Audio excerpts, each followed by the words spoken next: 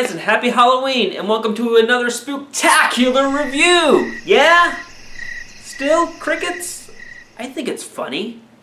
Anyway, if I remember correctly, I promised you guys that I would review a certain Ghostbusters game, one that I like to affectionately call Ghostbusters 3. And here to help me with that review are the girls! Dad, stop playing games. Mom said get a job.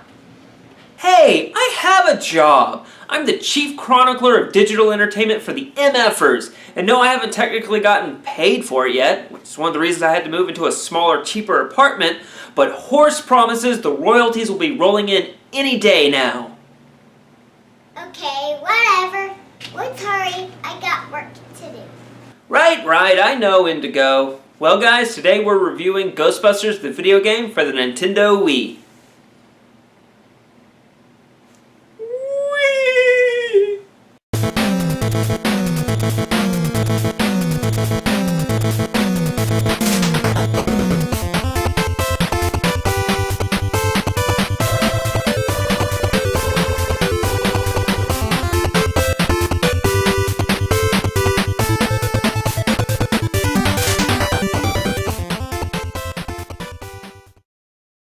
Ghostbusters is an action third-person shooter published by Atari and developed by Red Fly Studio and was released in the summer of 2009 for the Wii and the PS2.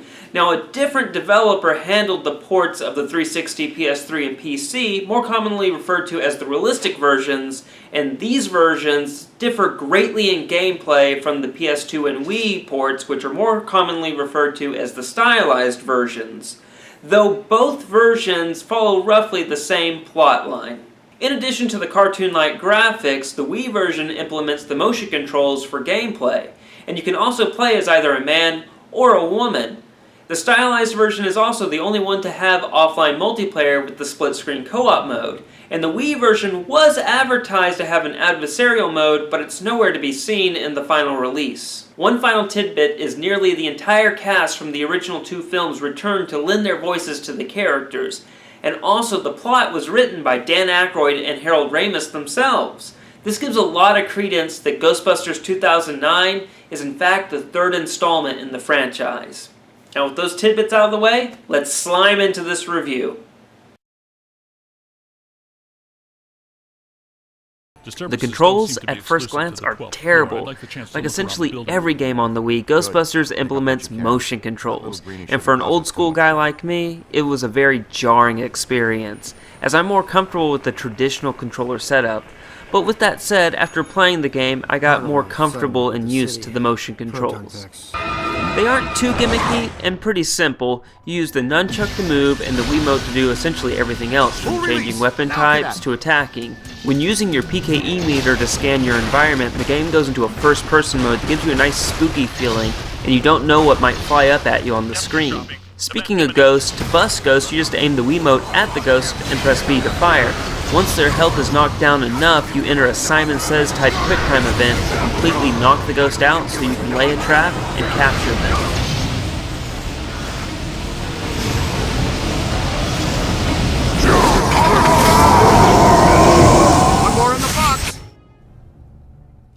The only major problem I had with the controls is the camera is very shaky and loose, and this is because it depends on where you're pointing the Wiimote. 90% of the time I was fine, but every now and again the camera would go crazy because I lowered my hand to rest for a second, or I tilted the Wiimote slightly in the wrong direction. Also, another very annoying thing is at the end of every cutscene, the character is always spinning around, and this is very disorienting. There are various different types of ghosts that you will encounter in Ghostbusters. A lot can be taken out with your proton pack, but some may need to be weakened with slime before you can take them out. There are also possessor ghosts that will take control of NPCs in a level. These types of ghosts are actually very easy to spot, as an NPC will just spin around in a circle if it's possessed. Using a little bit of slime will force the ghost out into the open so you can bust them. Okay, Ray went and got his dumb heroic self possessed. Can you help him? Yeah. Let me teach the young blood something. So when somebody gets possessed, you gotta knock the possessed sword out. Oh, thanks, I think. All right, let's show this plasm bag who's boss. Bring it down!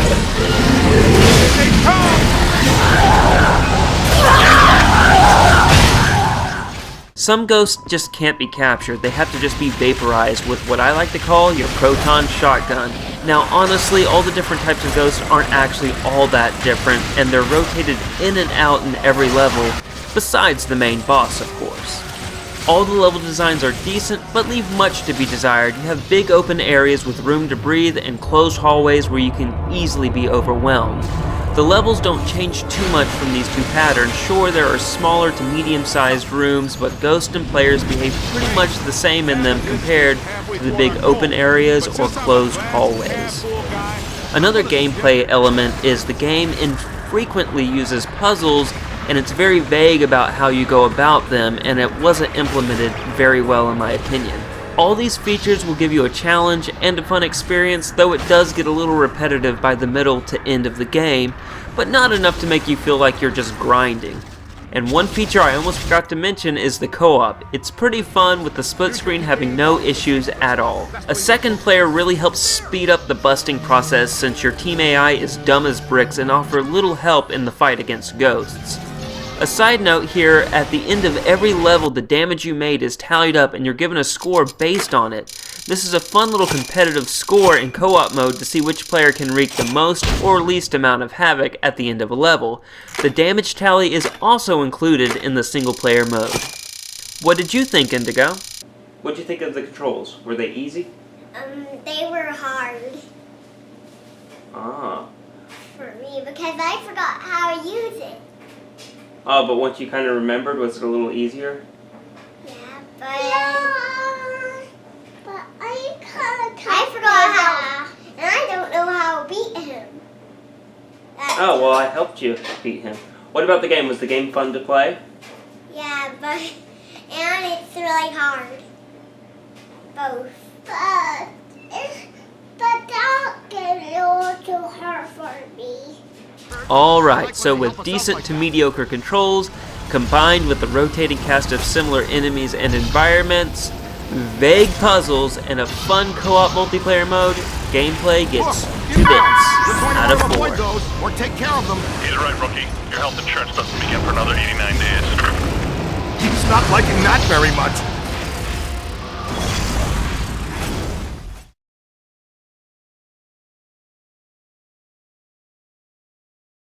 If you love the soundtrack from the movies, you will love this game's soundtrack, as it has all the main orchestral arrangements and the main Ghostbusters theme in the game.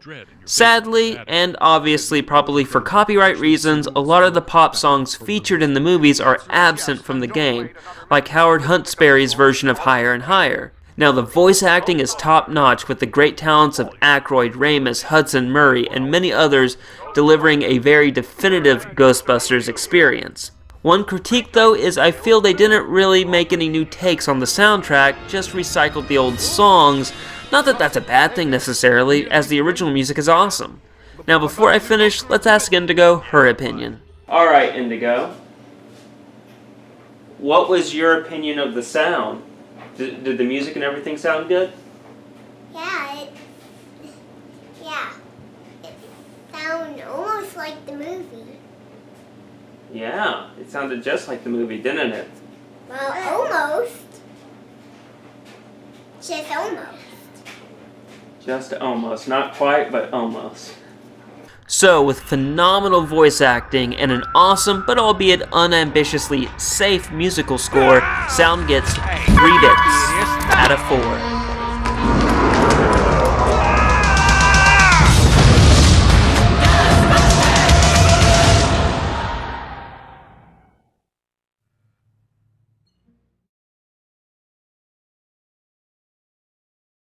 As said in the Tidbits, the Wii port is the stylized version, meaning it has a cartoon look to it. In fact, it reminds me a lot of the old 80s The Real Ghostbusters cartoon, which is not a bad thing at all, and the graphics look great, especially for a person like me that grew up on that show. I love that cartoon aesthetic to this game, and the characters, ghosts, and environments look great to me. And while not as detailed as its realistic version counterpart, this is still a great looking game. The The game's plot takes place 2 years after the events of Ghostbusters 2.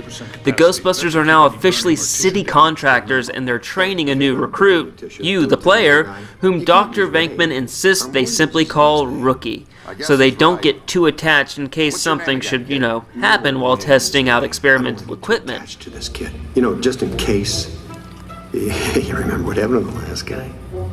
Hey, how come this mump gets all the new stuff? He's our new experimental equipment technician. He gets a cool title, too? It means he gets to carry around a bunch of untested, extremely dangerous hardware that, if not handled correctly, could blow him somewhere into New Jersey. Oh, this knucklehead lugs around our very dangerous prototype hardware that could potentially blow us into New Jersey. Thanks. Keep the title, kid. It'll work hard for you.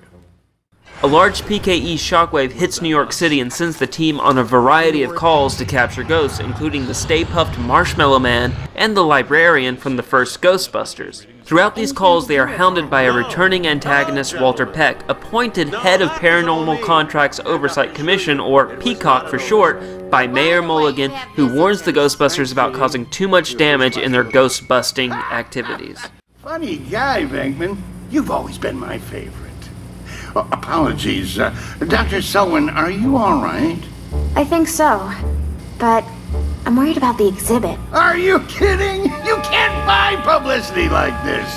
The guest curator of the Gozer exhibit, the expert Peck recommended, is attacked the night before the opening by Gozer himself? Please tell me that was Gozer. Come on, Jock.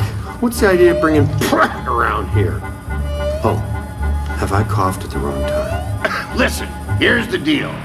You and Peck and all you guys are going to work together. Don't know how. Look, this city has given you at least a dozen contracts for the jails, courthouses, and wharves. You guys want to grow your business. Get some county and state work, too. I'm all for it. You've been big supporters and great for my campaign.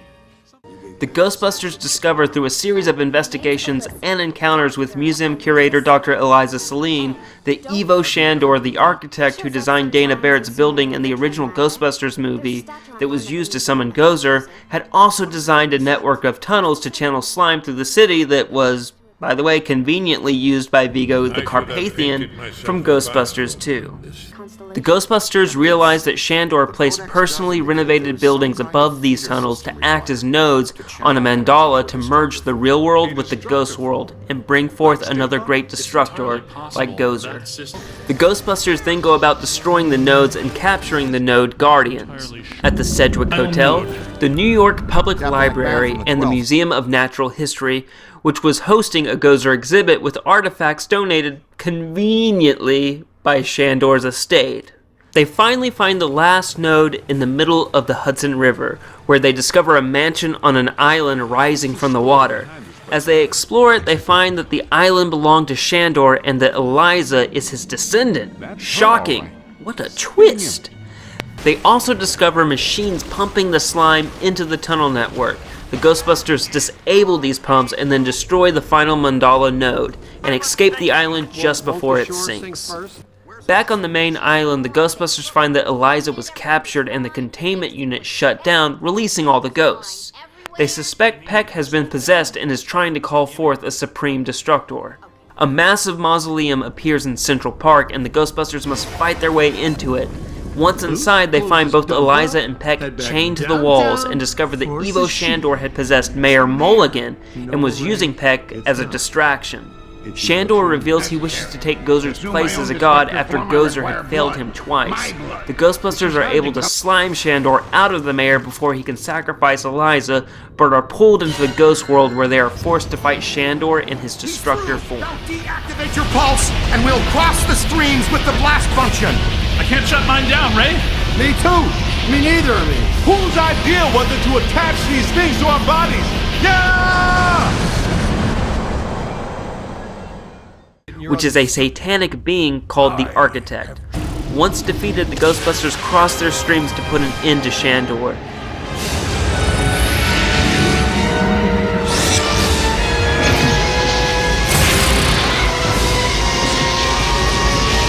It's time.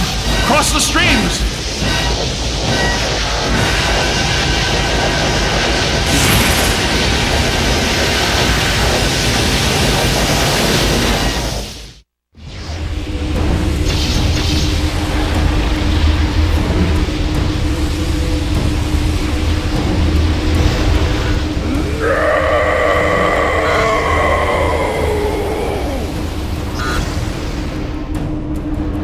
They then return to the real world where they rescue Eliza, Peck, and the mayor just before the mausoleum That's our cue. collapses.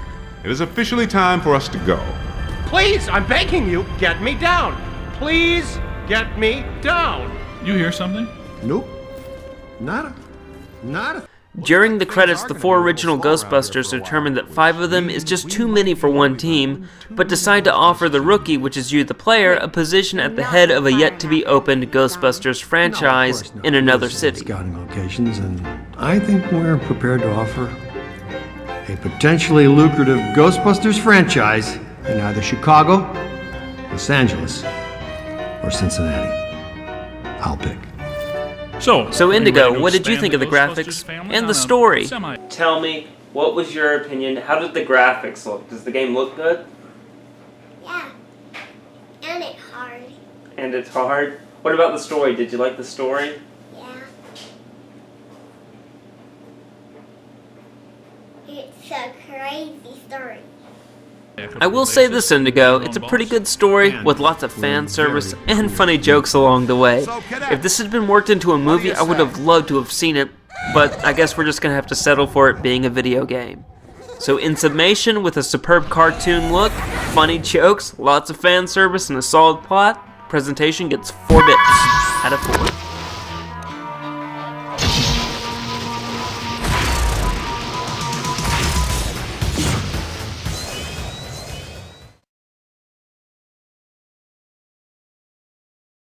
Ghostbusters on the Wii is fun, but a far from perfect game. It is definitely for the true Ghostbusters fanatic, and I highly recommend it as a must-play and own for the collector or casual owner of the Wii, especially if you're looking to bust some ghosts with a friend.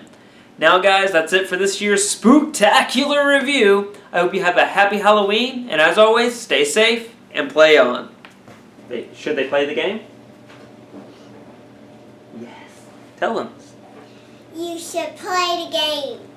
Hey guys, what's up? It's 2-Bit Jesus here. Just wanted to say thanks once again for watching this video. And if you really enjoyed it, please give us that thumbs up. And if you want to keep up with everything we're doing here on the 2-Bit channel, hit the subscription button in the corner below. And as always, if you want to watch more 2-Bit review videos, click the video on the left. If you want to see some 2-Bit podcast videos where we discuss the latest gaming and geek culture topics, click the video on the right.